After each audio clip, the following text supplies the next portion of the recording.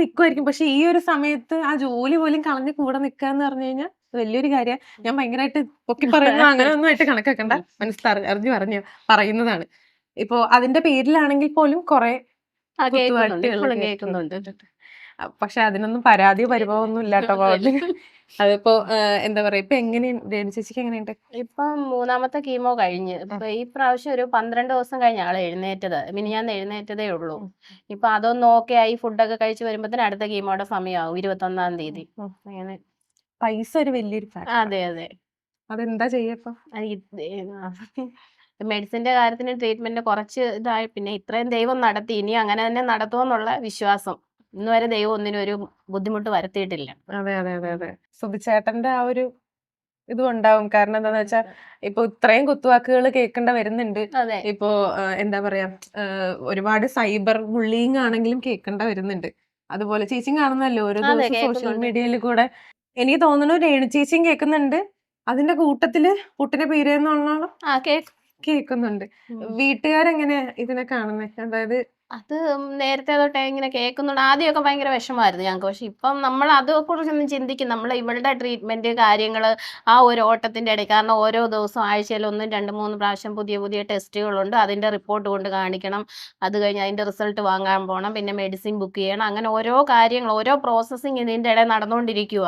അപ്പൊ അതിന്റെ ഇടയ്ക്ക് നമുക്ക് ഇതൊന്നും മൈൻഡ് ചെയ്യാനുള്ള സമയമില്ല. വിഷമം ഉണ്ടായിരുന്നു. പക്ഷെ ഇതിന്റെ ഈ ഒരു വിഷമത്തിന്റെ ഇടയ്ക്ക് അതൊന്നും നമ്മൾ കാര്യമാക്കുന്നില്ല. പിന്നെ ഓക്കെ, ശരിക്കും ഈ സൈബർ ബുള്ളിങ് നേരിടുന്നു എന്ന് പറയുന്നത്, ഈ സൈബർ ബുള്ളിങ് ഉണ്ടാക്കി വെക്കുന്നതും ഇവർ തന്നെയാണ് ഈ സൈബർ ബുള്ളിങ് ഉണ്ടാക്കി വെക്കുന്നത്. കാരണം ഓരോരോ വിവാദങ്ങളും ടപ്പേന്ന് എടുത്ത് ഇട്ടുകൊണ്ടിരിക്കുകയാണ്. അത് റീച്ചിന് വേണ്ടിയാണ് ചെയ്യുന്നതെന്ന് നമുക്കെല്ലാവർക്കും അറിയാം. ഓക്കെ, അവർക്ക് റീച്ച് വേണം, റീച്ച് മുഖ്യം ബിഗില്ലേ. ഓക്കെ, റീച്ചിന് വേണ്ടിയിട്ട് എന്ത് കോപ്രായം കാണിക്കാൻ പഠിക്കത്തില്ല. അതായത് ഇപ്പൊ തന്നെ കണ്ടില്ലേ, ഈ ഇന്റർവ്യൂ ഇപ്പൊ എത്ര പാർട്ട് ബൈ പാർട്ടായിട്ട് ഇറക്കിക്കൊണ്ടിരിക്കുവന്നേ. എന്തുവാണ് ഇത് ശരിക്കും? ഈ ചാനലുകാരെ വേണം ആദ്യം അടിക്കാൻ കേട്ടോ. ഇവർക്ക് ഒരു റീച്ചിന് വേണ്ടിയിട്ട് ഇവര് രേണുസുധിയുടെ വീട്ടിലോട്ട് പോയിട്ട് കൊല്ലം സുധി എന്ന് പറയുന്ന ഒരു മരിച്ചുപോയ വ്യക്തി എടുത്തു വെച്ചിട്ട് അത് പാർട്ട് ബൈ പാർട്ടായിട്ട് എടുത്ത് അവരുടെ ഉള്ളിലുള്ളതെല്ലാം തോണ്ടിയെടുത്ത് ഹൈലൈറ്റും എടുത്ത് ഓരോ ഭാഗങ്ങളായിട്ട് എടുത്ത് അപ്ലോഡ് ചെയ്തുകൊണ്ടിരിക്കുകയാണ്. എൻ്റെ പൊന്ന് ചാനലെ, നിങ്ങൾക്ക് പണം ഉണ്ടാക്കണമെന്നുണ്ടെങ്കിൽ വേറെ എന്തെല്ലാം നല്ല നല്ല വീഡിയോസ് ഇടാം. ഇനിയെങ്കിലും ഈ മനുഷ്യനെ വിറ്റ് തിന്നുന്ന പരിപാടി നിങ്ങൾ നിർത്ത്. ഇവരെ പറഞ്ഞിട്ട് കാര്യമില്ല. ഈ വീഡിയോ എടുക്കാൻ വരുമ്പോൾ ഈ വീട്ടുകാർക്ക് പറഞ്ഞൂടെ? ഈ രേണുസുധിക്കും അവരുടെ വീട്ടുകാർക്കും പറഞ്ഞൂടെ? മതിയായി. ഇനി സുധിച്ചേട്ടനെ വിറ്റ് വീഡിയോ ഉണ്ടാക്കാൻ ഞങ്ങൾക്ക് താല്പര്യമില്ല എന്ന് നിങ്ങൾക്ക് പറഞ്ഞൂടെ? നിങ്ങളത് പറയുന്നില്ലല്ലോ. ചാനലുകാർ ചിലപ്പോൾ നിങ്ങൾക്ക് എന്തെങ്കിലും ചെറിയൊരു റെമ്യൂണറേഷൻ തരുമായിരിക്കും. അതും വാങ്ങി വെച്ചിട്ട് എന്തുവാടാ ഇത്? ബാക്കി പറയുന്നവർക്കൊരു സുഖം കിട്ടുമെങ്കിൽ അവരങ്ങ് പറഞ്ഞോട്ടെ. നമുക്കിവിടെ നിൽക്കാം അല്ലെ. ഇപ്പൊ 10-12 ദിവസത്തേക്ക് ചേച്ചി കീമോ കഴിഞ്ഞു കഴിഞ്ഞാല് അവശയായിരിക്കും. ആ ഒരു 12 ദിവസം നിങ്ങൾ എങ്ങനെയാണ്? ചേച്ചിനെ കാണുമ്പോഴും വിഷമം വരും. അപ്പൊ ആ ഒരു അതെ, നമുക്കും വിഷമമുണ്ട്. അവള് കാരണം എഴുന്നേക്കത്തില്ല, ഫുഡൊന്നും കണ്ടിന്യൂസ് വോമിറ്റിങ്, ലൂസ് മോഷൻ, പിന്നെ അങ്ങനെ ഉറക്കമില്ല, രാത്രിയിലും ഉറക്കമില്ല. പിന്നെ ഞാനും അമ്മയും ഞങ്ങള് പിന്നെ അവർക്ക് ഈ വയ്യാഴി വന്നേ പിന്നെ ഞങ്ങൾ ആരും അങ്ങനെ ശരിക്കും ഇവിടെ ഉറങ്ങിയിട്ടില്ല. ഞാനും അമ്മയും, അവള് എഴുന്നേറ്റിരിക്കും, കുറച്ചു നേരം അമ്മ ഇരിക്കും, അത് കഴിഞ്ഞ് ഞാൻ പോയിരിക്കും. അങ്ങനെയാണ് ഈ ഇത്രയും ദിവസം അങ്ങനെയാ. അവൾക്ക് ഉറങ്ങാൻ രാത്രിയിലും പകലൊന്നില്ലാതെ ഇങ്ങനെ വോമിറ്റിങ്ങും ബുദ്ധിമുട്ടും ക്ഷീണവും ഒന്നാമത് ആരോഗ്യം കുറവല്ലേ. അപ്പൊ അതിൻ്റെതായ ആ ബുദ്ധിമുട്ടും കൊണ്ട് ഈ ആരോഗ്യക്കുറവ് കാരണം കീമോയുടേതായ എല്ലാ സൈഡ് എഫക്ട്സും ഉണ്ട്. അപ്പൊ അതുകൊണ്ട് ഞങ്ങൾ ആരും അങ്ങനെ ഉറങ്ങാറില്ല. ഇപ്പൊ ഇവള് എഴുന്നേക്കുന്ന കൂടെയാണ്. ഇപ്പൊ ഒരു 12 ദിവസം കഴിയുമ്പോൾ നന്നായിട്ട് ഉറങ്ങും. ആ സമയത്താണ് ഞങ്ങളും കിടക്കുന്നത്. അങ്ങനെ ഇപ്പൊ ഹോസ്പിറ്റലായിരുന്ന സമയത്തായിരുന്നു ചേച്ചി ജോലി വിട്ടത്. അത് ആ ഒരു സാഹചര്യം എന്തായിരുന്നു? അതിനകത്തേക്ക് നയിച്ചിട്ടുള്ള ഒരു കാര്യം എന്തായിരുന്നു? ആദ്യം ട്രീറ്റ്മെന്റ് എടുത്തു, കാണിച്ചു കഴിഞ്ഞപ്പോ രണ്ടാമത് ഡോക്ടറെ പോയി കണ്ടപ്പോഴാണ് പറഞ്ഞത് ഇങ്ങനെ കീമോ വേണം. ആദ്യം നമ്മൾ ഇതെന്താന്ന് പോലും അറിയുന്നില്ലല്ലോ, ഇവള് പറഞ്ഞിട്ടും ഇല്ല. ഈ ബയോപ്സി റിപ്പോർട്ട് വന്നു കഴിഞ്ഞപ്പോഴാണ് ഇങ്ങനെ ഉണ്ടെന്ന് അറിയുന്നത്. അത് ഡോക്ടറെ കൊണ്ട് കാണിച്ചു കഴിഞ്ഞപ്പോഴത്തേന് പറഞ്ഞ് ഇതുപോലെ കീമോ, ഫസ്റ്റ് കീമോ പാർട്ട് ഒരു 6 കീമോ കഴിഞ്ഞ് സർജറി എന്ന് പറഞ്ഞു.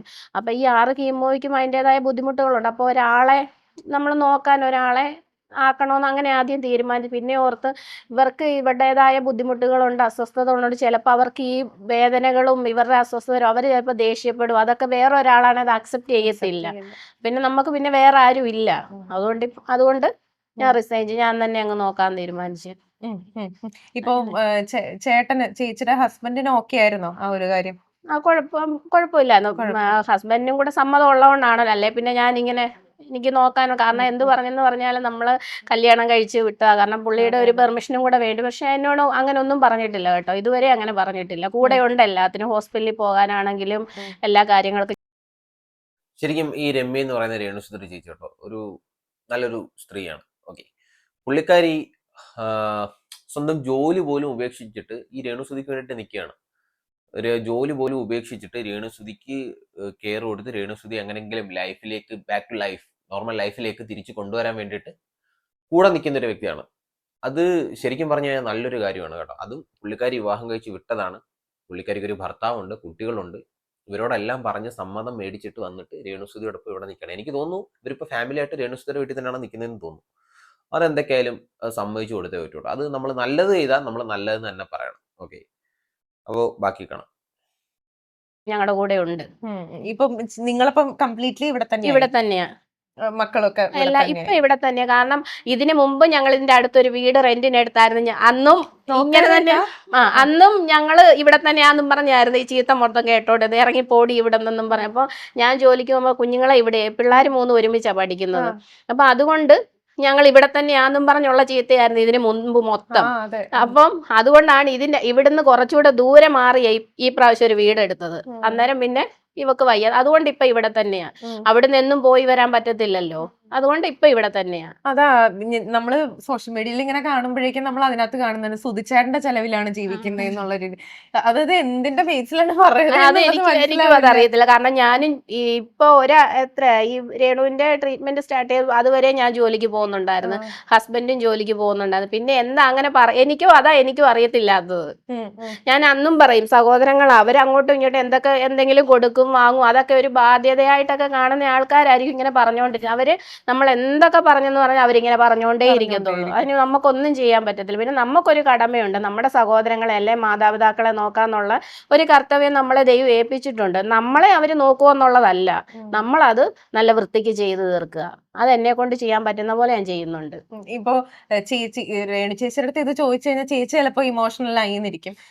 കിച്ചു വിളിക്കാത്തതിൽ അല്ലെ കിച്ചുവിന്റെ കാര്യത്തില് ഒരു സഹോദരി എന്ന നിലയിൽ ചേച്ചി അമ്മ ഈ ഇന്റർവ്യൂ എടുക്കുന്ന ആ പെണ്ണുണ്ടല്ലോ, അവൾ ഓരോന്ന് ഇട്ട് കൊടുക്കുന്നുണ്ടോ നിങ്ങൾ കണ്ടോ? അവള് പയ്യെ ഇവരുടെ വീട്ടുകാര്യങ്ങളെല്ലാം തിരക്കി ഇപ്പൊ ആരെ പിടിച്ചിരിക്കുകയാണ്? കിച്ചു സുധിയെ പിടിച്ചിരിക്കുകയാണ്.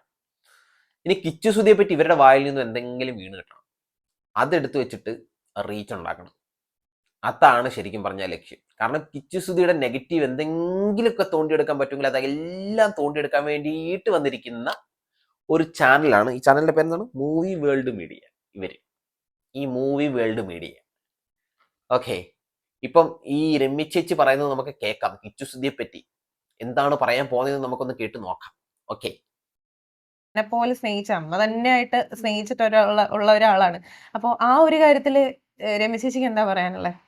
എനിക്കും ഞങ്ങള് അമ്മയെ പോലെ അമ്മ തന്നെയായിരുന്നു. അങ്ങനെ അവനെ അന്ന് സുധിച്ചേട്ടൻ അവനെ കൂട്ടിക്കൊണ്ട് വന്നപ്പോ തൊട്ട് ഇപ്പോഴും അങ്ങനെ തന്നെയാ കാണുന്നത്. പിന്നെ അവൻ എന്തുകൊണ്ടാ ഇങ്ങനെ, അതൊക്കെ ഓരോരുത്തരല്ലേ പേഴ്സണൽ, അതെന്താ അതിന്റെ പിന്നിൽ എന്താണ് അത് അവനറിയാം. എന്താന്ന് നമുക്കിപ്പോഴും അത് മനസ്സിലാകുന്നില്ല. കാരണം ഒരു കുഴപ്പവും ഇല്ലാതെ വിളിക്കും, ഇവിടെ വരും, സംസാരിക്കും, എല്ലാം ചെയ്യുമായിരുന്നു. പിന്നെ എന്താ പെട്ടെന്നൊരു മാറ്റമൊന്നും അവള് പറഞ്ഞ പോലെ തന്നെ എനിക്കറിയത്തില്ല. അതിൽ എന്താന്ന് ഉള്ളത് എനിക്കറിയത്തില്ല. പക്ഷെ ബുദ്ധിമുട്ടുണ്ടായിരുന്നു ആദ്യമൊക്കെ. നമ്മള് ഈ മക്കളെ 4 പേരെ ഒന്നിച്ചായിരുന്നു അന്നും കണ്ടുകൊണ്ടിരുന്നത്. പെട്ടെന്ന് ഇവനിങ്ങനെ വന്ന് മാറിപ്പോയപ്പോ പിന്നെ അതിന്റെ പുറകിൽ ആരൊക്കെ ഉണ്ടെങ്കിൽ അവർ പിന്നീട് എപ്പോഴെങ്കിലും അത്രേ ഉള്ളൂ. ഇപ്പൊ കിച്ചു വരുന്നത് തന്നെ വീഡിയോ എടുക്കാനാണ്, അല്ലെങ്കിൽ വ്ലോഗ് എടുക്കാനാണ്.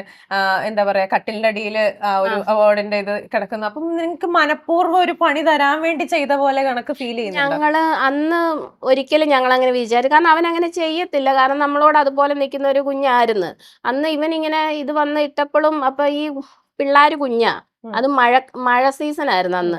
അപ്പൊ ഈ കുഞ്ഞുങ്ങൾ ഇവിടെ വെക്കാൻ ഷെൽഫും കാര്യങ്ങളും ഒന്നും ഇല്ലായിരുന്നു ഈ വീട്ടിൽ. അന്നേരം ഈ പിള്ളേര് വീട്ടിൽ അതെല്ലാം കൂടെ എടുത്ത് നിരത്തി ഇടുക എന്തോ ചെയ്ത് അന്നേരമായിരുന്നു കിച്ചു വന്നപ്പം.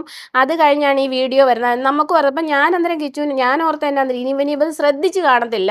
ഇവ ശ്രദ്ധിക്കാതെ കഴിഞ്ഞ ദിവസം വരെ ഞാൻ അങ്ങനെ വിചാരിച്ചുകൊണ്ടിരുന്നത്, കിച്ചു ഇത് ശ്രദ്ധിക്കാതെ വീഡിയോ എടുത്തിട്ടതായിരിക്കും. കാരണം അവന് നമ്മളോട് അങ്ങനെ ചെയ്യേണ്ട വൈരം അങ്ങനെ ഒരു കാര്യവും ഇല്ല, അങ്ങനെ ആയിരിക്കും എന്ന് വിചാരിച്ചോണ്ട്. പക്ഷെ കഴിഞ്ഞ ദിവസം ഇങ്ങനെ 2-3 പേര് പറഞ്ഞ് അന്ന് ആ വീഡിയോ ഇട്ടതിന്റെ അന്ന് കിച്ചു 2-3 ബ്ലോഗർമാരോട് പറഞ്ഞ് ഞാനത് മനഃപൂർവ്വം ചെയ്തതാന്ന്. അന്നേരമാണ് നമുക്ക് മനസ്സിലാകുന്നത് ഇവൻ ഇങ്ങനെ ആയിരുന്നോന്നും പോലും വിചാരിക്കുന്നത്. അല്ല അവൻ അതൊന്നും അറിഞ്ഞോണ്ടല്ല, അവൻ അറിയാതെ വീഡിയോ എടുത്ത് അതിന്റെ ഇടയിൽ ഇങ്ങനെ കണ്ട്, അത്ര മാത്രമേ ഞങ്ങൾ വിചാരിച്ചിരുന്നുള്ളൂ. പെട്ടെന്നൊരു തിരിച്ചില് വരാൻ വേണ്ടിയിട്ടുള്ള ഒരു കാരണം എന്താന്ന് ചേച്ചിക്ക് ഫീൽ ചെയ്യണേ? അതായത് ഇവര് തമ്മിൽ പേഴ്സണലി വലിയ ഗ്രഡ്ജോ കാര്യങ്ങളോ ഇല്ല, അല്ല ഒരു വിരോധോ കാര്യങ്ങളോ ഒന്നും ഇല്ല. പിന്നെ പെട്ടെന്ന് ഇങ്ങനെ ഒരു സംഭവം പെട്ടെന്ന് വരുമ്പോഴേക്കും ഒന്നാമത്തെ കാര്യം നിങ്ങൾക്ക് അത് എന്താന്ന് മനസ്സിലാവില്ല, പക്ഷെ ഏകദേശം ഒരു ധാരണ ഉണ്ടാവുമല്ലോ എന്തായിരിക്കാം. ഒരുപാട് പേര്, ഇപ്പൊ രേണുവിനെ ഉൾപ്പെടെ ഒരുപാട് പേരെ മാനസികമായിട്ടും ഒക്കെ ബുദ്ധിമുട്ടിപ്പിച്ചുകൊണ്ടിരിക്കുന്ന ഒരു വ്ളോഗറുണ്ട്, ഒരു സ്ത്രീയാണ് അവര്. അപ്പൊ പേര് പറയാൻ ആഗ്രഹിക്കുന്നില്ല, കാരണം പറയേണ്ട കാര്യമില്ല. ഇനി ഇത് പറഞ്ഞെന്നും പറഞ്ഞ് അവരിനി എന്തൊക്കെ പറയുമെന്നുള്ളത് അത്. അപ്പം അന്ന് അവരൊരു ദിവസം ഇങ്ങനെ കിച്ചുവിന്റെ അടുത്ത് ചെന്ന്, അന്ന് അവരൊരു വീഡിയോ ഫോട്ടോ ഏതോ ഇട്ടായിരുന്നു, കാണുന്നവര് കാണട്ടെ കുരു പൊട്ടട്ടെന്നും പറഞ്ഞ് ഒരു അതിനെ അവനെ കൺവിൻസ് ചെയ്തായിരിക്കും, ചിലപ്പോൾ നമുക്കറിയത്തില്ലല്ലോ ഇതിനകത്ത് എന്താ സംഭവിച്ചെന്ന്. അതിൽ പിന്നെയാണ് ഇങ്ങനെ ഒരു പ്രശ്നം ഉണ്ടാകുന്നത്. അപ്പൊ തന്നെ അറിയാം. ഷെഫീന ബീവിയാണ് ആ വ്യക്തി. പേരങ്ങ് പറഞ്ഞൂടെ? എന്തിനാണ് ഷെഫീന ബീവിയെ പേടിക്കുന്നത്? ഷെഫീന ബീവിയെ നമ്മുടെ രേണുസുതി വിളിക്കുന്നത് തെറുത്താത്തെന്നാണ്. ഇനി വന്നിരുന്ന് തെറി പറയുമെന്ന് പേടിച്ചിട്ടാണോ ഷെഫീന ബീവിയെ പേടിക്കുന്നത്? ഞാൻ പറയാണ്, ആ വ്യക്തി ഷെഫീന ബീവിയാണ്. ഷെഫീന ബീവിയെ തന്നെയാണ് ഇവർ ഉദ്ദേശിക്കുന്നത്. ആ ഇന്റർവ്യൂർ തന്നെ പറഞ്ഞില്ലേ, പേര് പറയാൻ ഞങ്ങൾക്ക് ഉദ്ദേശമില്ല എന്ന് പറയുന്ന കേട്ടില്ലേ? ശരിക്കും ഈ ഒരു കാര്യത്തിൽ ഷെഫീന ബീവി ചെയ്തത് ശരി തന്നെയാണ്. അവര് നെഗറ്റീവ് കാര്യങ്ങൾ ചെയ്യാറുണ്ട്. നെഗറ്റീവ്, ശരിക്കും പറഞ്ഞാൽ പോസിറ്റീവ് നെഗറ്റീവ് ഇല്ലാത്ത മനുഷ്യർ ആരാണുള്ളത്? എല്ലാ മനുഷ്യർക്കും അവരുടേതായിട്ടുള്ള പോസിറ്റീവ് നെഗറ്റീവ് സൈഡും ഒക്കെ ഉണ്ട്. പക്ഷെ സുധിയുടെ കാര്യത്തില് കിച്ചു സുധിയായിട്ട് നിന്ന് ചെയ്ത കാര്യങ്ങളെല്ലാം ശരിക്കും പറഞ്ഞു കഴിഞ്ഞാൽ ശരിയാണ്. അത് തെറ്റാന്ന് നമുക്ക് പറയാൻ പറ്റത്തില്ല. ഓക്കെ, അത് ഈ കിച്ചു സുധി ശരിക്കും പറഞ്ഞാൽ എന്തെങ്കിലും ഒരു നെഗറ്റീവ് ഇല്ലാതെ ഇവരെ വീട് വിട്ട്, ഈ കോട്ടയത്തെ വീട് വിട്ടിട്ട് കൊല്ലം നാട്ടിൽ പോയി നിൽക്കേണ്ട ആവശ്യം ഉണ്ടോ? വരുമോ? ഇല്ല. അവനിപ്പോ കാര്യങ്ങൾ തിരിച്ചറിയാനുള്ള പ്രായമായി, പക്വതയായി, കാര്യപ്രാപ്തിയായി, സ്വന്തമായിട്ട് വരുമാനം ഉണ്ടാക്കാൻ തുടങ്ങി. അപ്പൊ ചിന്തിച്ചൂടെ? അല്ലാതെ ഇവ ഇപ്പോഴും കുഞ്ഞൊന്നും അല്ല. നിങ്ങൾ പിടിച്ചു വെച്ച് കഴിഞ്ഞിട്ട് അവനെ പിടിച്ചിരുത്തി ഓരോ കാര്യങ്ങൾ നിങ്ങൾ പറഞ്ഞു കൊടുക്കുന്നത് അവന്റെ തലയെ കയറ്റി അവൻ അതനുസരിക്കാൻ അവൻ കൊച്ചൊന്നും അല്ല. ഓക്കെ, നിങ്ങളുടെ ഭാഗത്തു നിന്നും എന്തെങ്കിലും നെഗറ്റീവോ കാര്യങ്ങളോ ഒക്കെ അവൻ ഉണ്ടായത് കൊണ്ടായിരിക്കാം അവൻ ആ വീട് വിട്ടിട്ട് നേരെ കൊല്ലത്ത് അവന്റെ അച്ഛന്റെ വീട്ടിൽ പോയി താമസിക്കുന്നത്, അവന്റെ അമ്മൂമ്മയോടൊപ്പം താമസിക്കുന്നത്. മനസ്സിലായോ? അതിന് ഇനി എല്ലാം കൂടെ എടുത്തുകൊണ്ട് ഞാൻ ഷെഫീന ബീവിയുടെ പെടലേക്ക് വെച്ച് കൊടുക്കേണ്ട ആവശ്യമുണ്ടോ? അതാണ് ഞാൻ ചോദിക്കുന്നത്. ബാക്കി കാണാം. അതിന്റെ പുറകിൽ ആരാന്നുള്ളത്. അല്ല, എനിക്ക് രേണു ചേച്ചിനെ കാണുന്നുണ്ട്, അതുകൊണ്ട് ഞാൻ തിരക്ക് പിടിക്കുന്നത്. ഓക്കെ, ഇപ്പം നമ്മൾ ഇതൊക്കെ കാണുമ്പോഴേക്കും നമ്മൾക്ക് തോന്നും എന്താ ഇത്, ആ ഒരു ചേച്ചിക്ക് എന്താണ് ഇവിടെ, ഇപ്പൊ പോലീസുകാർക്ക് എന്താ ഈ വീട്ടിൽ കാര്യം എന്ന് പറയുന്നത്, എന്തിനാണ് അത് ചെയ്യുന്നത് എന്നുള്ളത് ഓഫ്കോഴ്സ് നമ്മുടെ എല്ലാവരുടെയും മനസ്സിലുണ്ടാവും. അല്ലെങ്കിൽ ഇത് കാണുന്ന ആൾക്കാർക്കൊക്കെ തോന്നും ഇവരെന്തിനാണ് ഇങ്ങനെ ചെയ്യുന്നത്, കണ്ടന്റ് ഓക്കെ, റീച്ച് ഓക്കെ, പൈസ ഓക്കെ, പക്ഷെ ഒരാളെ ക്രൂശിക്കുന്നതിനും ഒരു ലിമിറ്റ് ഇല്ലേ എന്നുള്ള രീതിയിൽ നിങ്ങൾ ഉണ്ട്. കാരണം എനിക്ക് തോന്നുന്നു ഒരുപാട് ഈ ഒരു കാര്യത്തിൽ ഈ വ്ളോഗേഴ്സിന്റെ കുത്തുവാക്കളും ഈ ഒരു സൈബർ ബുള്ളിങ്ങും ഏറ്റവും കൂടുതൽ ക്രൂശിക്കപ്പെട്ടത് രേണുവാ. എനിക്ക് അങ്ങനെ ഒന്ന് ആ കൂടെ ഒന്നും അറിയാതിരിക്കുന്ന ഞങ്ങളുടെ പേരൻസ്, ഞാന്, കുഞ്ഞുങ്ങൾ പോലും ഒന്നും അറിയത്തില്ല, നിഷ്കളങ്കരായ കുഞ്ഞുങ്ങൾ പോലും അതില് ബാധിക്കപ്പെട്ടുകൊണ്ടിരിക്കുന്നുണ്ട്.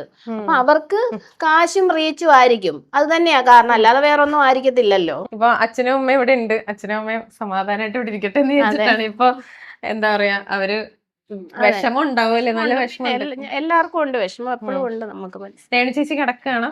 കിടക്കുക. രേണു ചേച്ചിക്ക് അറിയാം കേട്ടോ നമ്മള് വരുന്നത്, പറഞ്ഞിട്ടുണ്ട്. ചേച്ചി കിടക്കുവാണോ?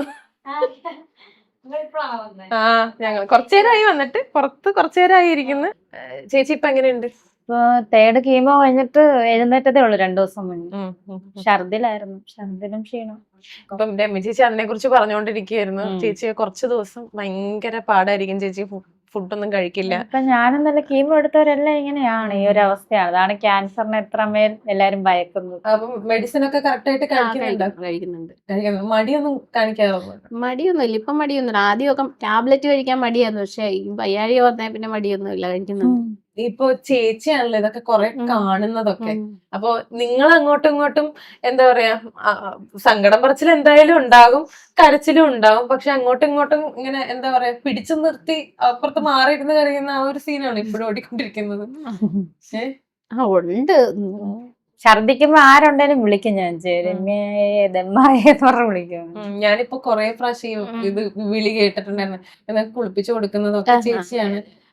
എന്താ പറയാ, ഇത് ഇങ്ങനത്തെ ഒരു അവസ്ഥ വരും അല്ലെങ്കിൽ ഇങ്ങനെയൊന്നും ചെയ്യേണ്ടി വരുന്നത് നമ്മള് സ്വപ്നത്തിൽ പോലും വിചാരിക്കുന്നില്ല. വിചാരിച്ചിരുന്നില്ല. പക്ഷെ ഇപ്പൊ ഇതൊക്കെ ചെയ്യേണ്ടി വരുമ്പോഴേക്കും ഉള്ളിലൊരു ഇനി എങ്ങനെയായിരിക്കും എന്നുള്ളൊരു പേടി ഉള്ളിലുണ്ട്. ഉണ്ടായിരുന്നു. പക്ഷെ ഇപ്പൊ ഒരു വിശ്വാസമുണ്ട് ഈ ഇതും കൂടെ കഴിഞ്ഞിട്ടേ, സർജറിയും കൂടെ കഴിഞ്ഞിട്ട് ഓക്കെ ആവുന്നൊരു ഓക്കെ ആവും. ഓക്കെ. ഇപ്പൊ മോന്റെ റിയാക്ഷൻ എങ്ങനെയുണ്ട്? അവന് ഇത് എന്നാന്നൊന്നും അറിയത്തില്ല, പക്ഷെ എന്തോ വയ്യെന്നുള്ളത് അവനറിയാം. നല്ല ബുദ്ധിമുട്ടാണെന്നും അറിയാം. ചോദിക്കും, അമ്മ എന്നാ നമ്മൾ ഇനി എവിടെ പോകുന്നേ, ടൂർ പോകുന്ന എന്നാ, ഡിസംബർ ആകുമ്പോ അമ്മ എഴുന്നേക്കും, അങ്ങനെയൊക്കെ വന്ന് ചോദിക്കും. മുടി പോയ ഒരു അത് സങ്കടമായിരുന്നു മുടി പോയപ്പോ. എന്താ ചേച്ചിയുടെ അടുത്ത് ഒന്ന് ചോദിക്കും? എന്നോടും ചോദിക്കും. ഇവളോട് അങ്ങനെ അധികം ഒന്നും ചോദിക്കത്തില്ല. അവനറിയാം ഇവിടെ വന്ന് അമ്മയ്ക്ക് വിഷമാവും പറഞ്ഞ് വന്ന് ഞങ്ങളോട് ചോദിക്കും. എന്താ ചോദിക്കാൻ? അമ്മയ്ക്ക് എപ്പോഴാ മുടി വരുന്നെന്ന് ചോദിക്കും. ഈ മുടി പോയ കാര്യം ഇതാണെന്നുള്ളത് നമുക്ക് കുട്ടീനോട് പറയാൻ കൊടുക്കാൻ പറ്റില്ലല്ലോ. ഇല്ല. എന്താ പറയാ? വരും മോനെ, പെട്ടെന്ന് വരും എന്ന് പറയും. ഇപ്പം രേണു ചേച്ചിയുടെ ആ ഒരു കാര്യം പറഞ്ഞിട്ട് തന്നെ സോഷ്യൽ മീഡിയയിൽ ഒരുപാട് രമ്യ ചേച്ചിയും കേൾക്കാറുണ്ട്. അപ്പൊ ഇപ്പൊ ബില്ലിന്റെ കാര്യം പറഞ്ഞിട്ടാണെന്നുണ്ടെങ്കിലും അത് 2020 ബില്ല് പറയുന്നുണ്ട്. അത് ഇപ്പം നമ്മൾ ഈ പറയുന്നവരുടെ മനസ്സിലുള്ള അതുപോലത്തെ അത്രയും കുരുട്ട് ബുദ്ധി ഒന്നും നമ്മൾ ചിന്തിക്കുന്നില്ലല്ലോ. ഞാൻ പറയുന്നവരുടെ മനസ്സിലെ ക്യാൻസർ ഉള്ള പേഷ്യൻസ് ആണ്, അതായത് മനസ്സിൽ ക്യാൻസർ പിടിച്ചവരാണ് അതൊക്കെ പറയുന്നത്. ഇവരെ കുറിച്ച്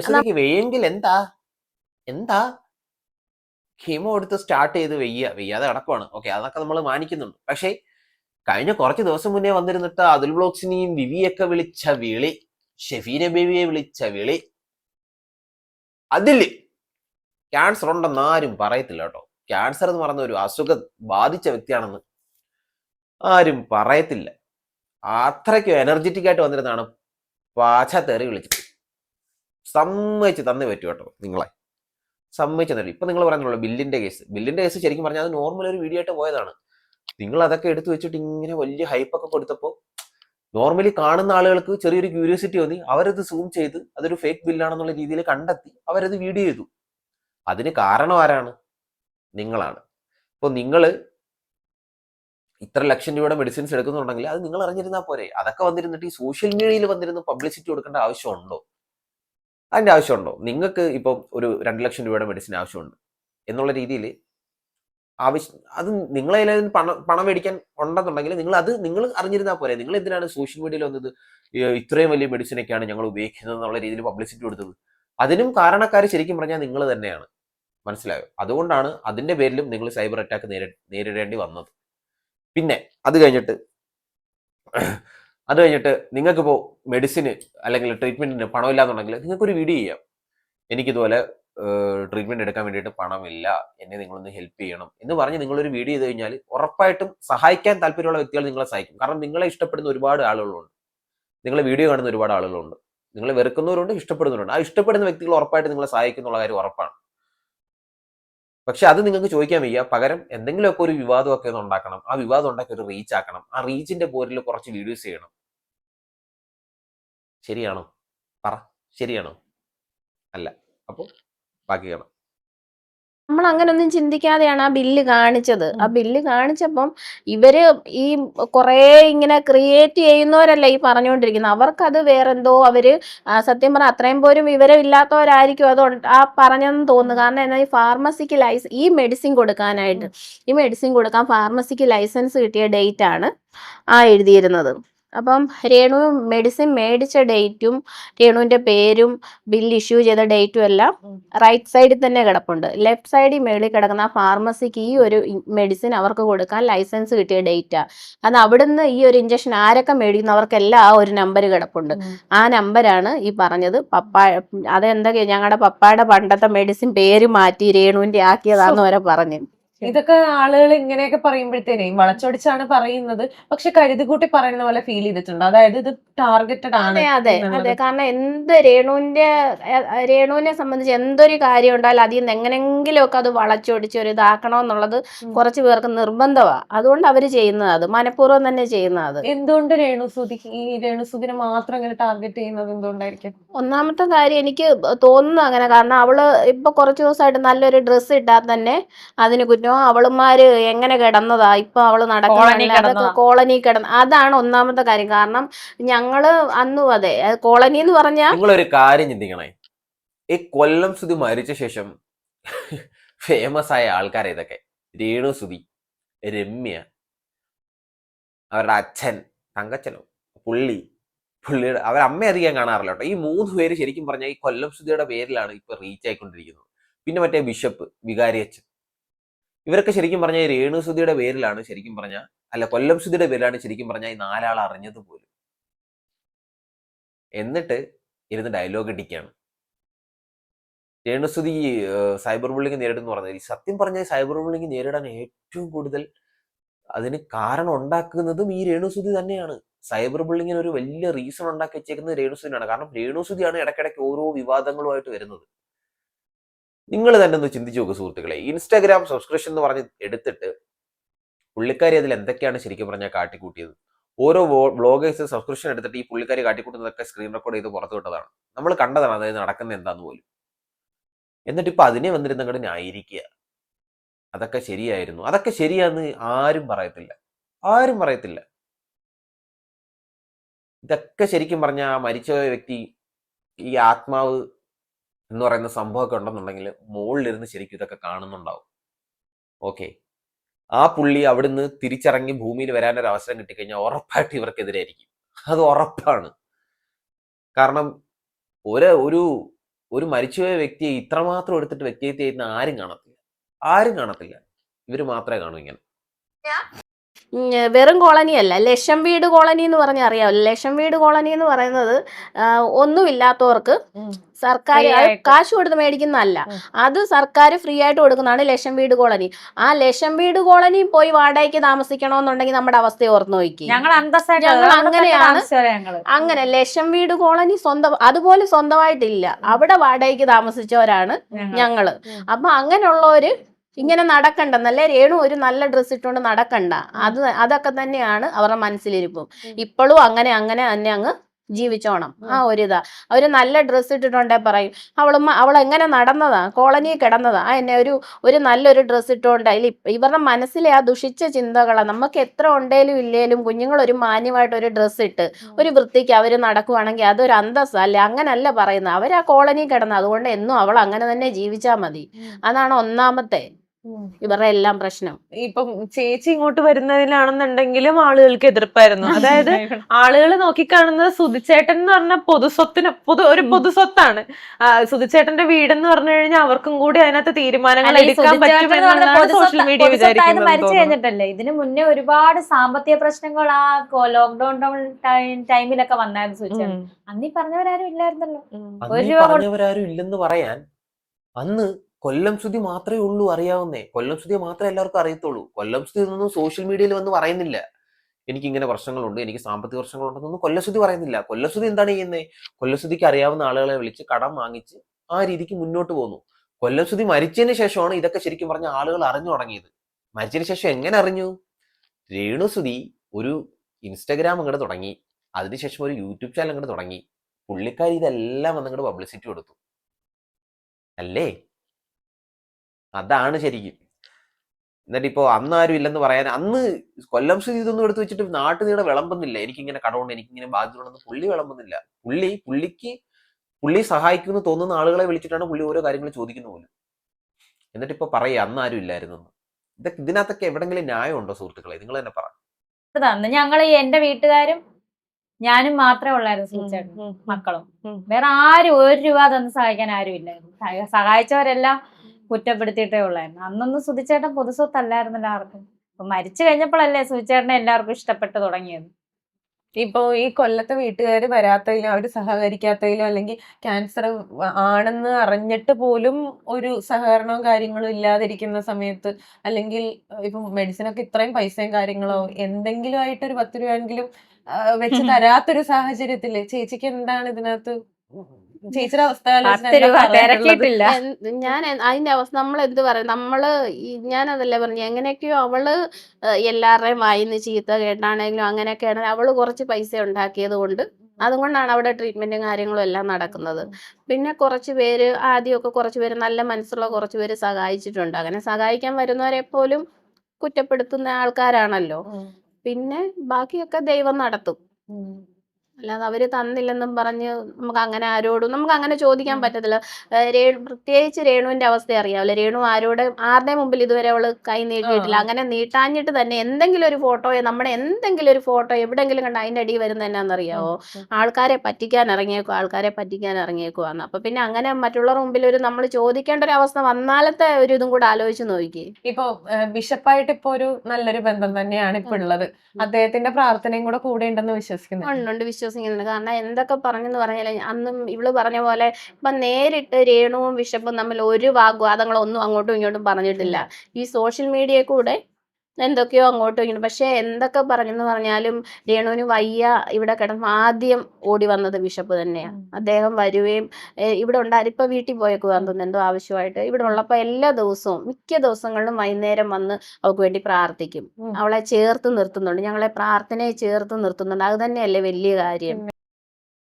പൊന്നെ രമ്യ ചേച്ചി, രേണുസുതി ബിഷപ്പിനെ കുറ്റം പറഞ്ഞില്ല എന്നൊന്നും പറയല്ലേ. ഈ രേണുസുതി ബിഷപ്പിനെ കുറ്റം പറഞ്ഞിട്ടുണ്ട്. തനിക്കൊരു ഒരു ലെവലാകുമ്പോഴത്തേക്കും ഈ വീട് വിട്ട് വേറൊരു വീട്ടിലോട്ട് മാറി താമസിക്കും എന്ന് വരെ പറഞ്ഞ വ്യക്തിയാണ് ഈ രേണുസുതി. ഓക്കെ, അദ്ദേഹമാണ് വീട് വെച്ചെടുത്തിരിക്കില്ല, അദ്ദേഹം വസ്തു കൊടുത്തു തോന്നുന്നു, പ്രോപ്പർട്ടി കൊടുത്തു തോന്നുന്നു കേട്ടോ. അപ്പം ആ സ്ഥലം വിട്ട് ഇറങ്ങും എന്ന് പറഞ്ഞ വ്യക്തിയാണ് രേണുസുതി. ഇപ്പൊ ഒരു വെയ്യാത്തൊരു അവസ്ഥ വന്നപ്പോൾ അദ്ദേഹം വേണം, രേണുസുതിക്ക് അദ്ദേഹം വേണം, അദ്ദേഹത്തിന്റെ ആവശ്യമില്ലാതെ മറ്റൊന്നും പറ്റത്തില്ല എന്നുള്ള രീതി വന്നപ്പോഴത്തേക്കും അന്നേരം അവിടുന്ന് കാലുമാറി. ഓക്കെ, നിറം മാറി, ഓന്ത് സംഭവം അത് തന്നെ. എന്നിട്ട് ഇപ്പോ ചേച്ചിയും കൂടി ഇങ്ങനെ നിന്ന് വെളുപ്പിച്ച് എങ്ങനെയാണ് എന്റെ രമ്യ ചേച്ചി? എങ്ങനെയാണ് കാര്യങ്ങളൊക്കെ എങ്ങനെയാണ്? അപ്പോൾ ഇതൊക്കെയാണ്. സോ നിങ്ങൾ ഇതിനോടൊക്കെ യോജിക്കുന്നുണ്ടോ എന്നുള്ളത് നിങ്ങളൊന്ന് കൂടെ കമന്റ് ചെയ്യും. ഇപ്പോൾ എന്തായാലും പാർട്ട് ബൈ പാർട്ടായിട്ട് ഓരോരോ വീഡിയോസ് ഇങ്ങനെ ദിനം പ്രതി വന്നുകൊണ്ടിരിക്കുകയാണ്. എല്ലാം നല്ലതിനാവട്ടെ. ഇവർക്ക് ഇതുകൊണ്ട് എന്തെങ്കിലും നല്ലത് കിട്ടുന്നുണ്ടെങ്കിൽ കിട്ടട്ടെ, അത്രമാത്രമേ ഞാനും പറയുന്നുള്ളൂ. സോ വീഡിയോ ഇഷ്ടപ്പെട്ട വീഡിയോ ലൈക്ക് ചെയ്യുക, ഷെയർ ചെയ്യുക. ഫേസ്ബുക്കിലാണ് കാണുന്നുണ്ടെങ്കിൽ എന്നെ ഫോളോ ചെയ്യുക, യൂട്യൂബിലാണ് കാണുന്നുണ്ടെങ്കിൽ ചാനൽ സബ്സ്ക്രൈബ് ചെയ്യുക കേട്ടോ. അപ്പോൾ നമുക്ക് അടുത്തൊരു വീഡിയോയിൽ കാണാം. അതുവരേക്കും ബൈ.